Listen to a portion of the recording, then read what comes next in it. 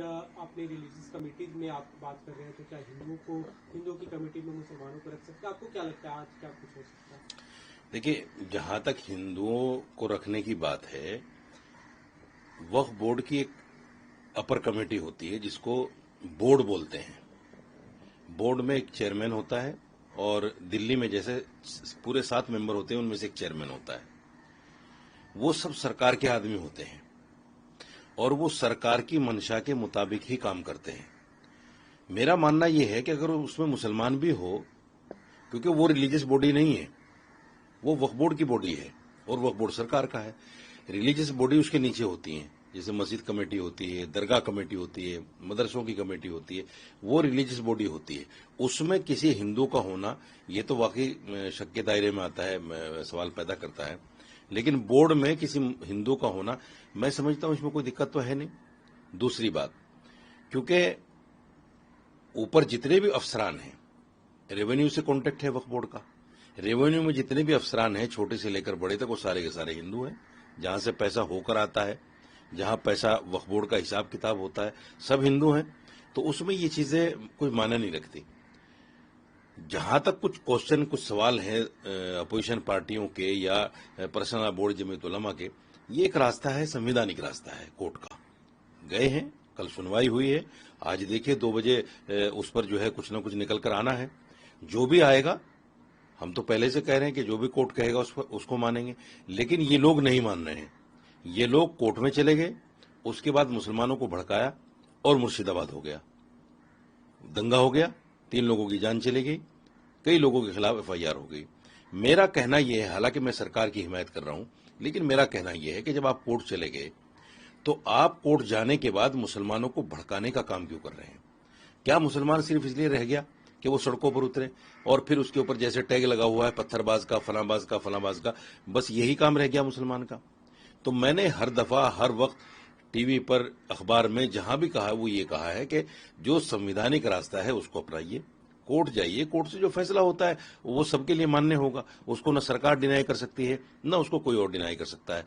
यही सबसे बेहतर रास्ता है। या उसका एक और रास्ता है कि आप चुपचाप जो है बैठ जाइए कहीं भी, लेकिन उसमें बड़े नेताओं को बैठना पड़ेगा। ये लोग क्या कर रहे हैं, एसी में बैठकर मुसलमानों को ललकार रहे हैं। जैसे असदुद्दीन अवैसी कहते हैं कि उठो, अब उठने का वक्त आ गया है, मुसलमान के सर पे तलवार लटकी है, मुसलमान की मस्जिदों के खिलाफ साजिश हो रही। कहां मुसलमान के खिलाफ तलवार लटकी है भाई? कौन से मुसलमान के सर पे तलवार लटकी है? ये सिर्फ भड़काने वाली बात है।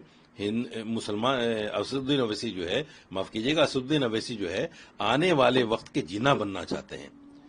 हिंदुस्तान में कहीं ना कहीं फिर एक पार्टीशन की बात करना चाहते हैं, हिंदू मुसलमान की बात करके।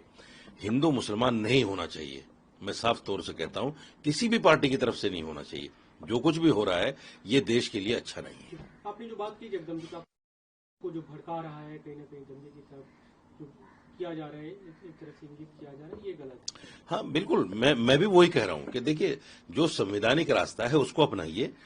बोर्ड, कोर्ट जो है आपको गैर संवैधानिक रास्ता नहीं बताएगा, कोई ऐसी चीज नहीं कहेगा। जैसे हमने भी कल की प्रोसीडिंग को सुना है, देखा है, कोर्ट ने अच्छे सवालात किए हैं, सरकार को भी घेरा है, सारी बातें सामने आई हैं। अब आज के लिए फैसला है, कुछ तुषार मेहता को सुनना भी है थोड़ा बहुत। आज जो फैसला होगा देखा जाएगा। कोर्ट सबको मान्य है, कोर्ट को कोई डिनाई नहीं कर सकता। लेकिन मैं फिर कह रहा हूं दोबारा कि कोर्ट में जाने के बाद, अगर आप कोर्ट में नहीं गए, आप मुसलमानों को कह रहे हैं कि चलो उठो, प्रोटेस्ट करो, धरना प्रदर्शन करो, तो समझ में आता है। आप कोर्ट भी चले गए, आप साथ साथ मुसलमानों को भड़काने का काम भी कर रहे हैं। तो मुसलमानों को भड़काइए नहीं, ये बिल्कुल सही बात है। क्योंकि मुस्लिम नौजवान आज भी देखिए 60% देश में कहीं ना कहीं इलिटरेसी है।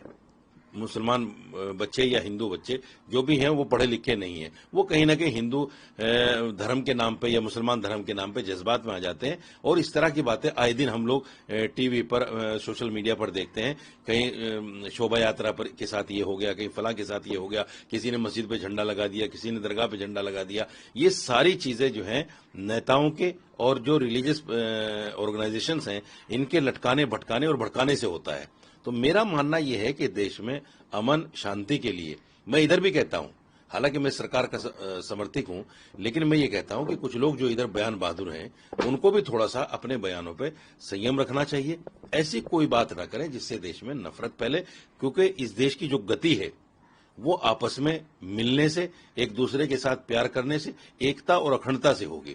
اگر ایکتا اور اکھنڈتا نہیں ہوگی، نفرت ہوگی، تو پھر اس دیش کی گتی رک جائے گی، جس سے سب کو نقصان ہوگا.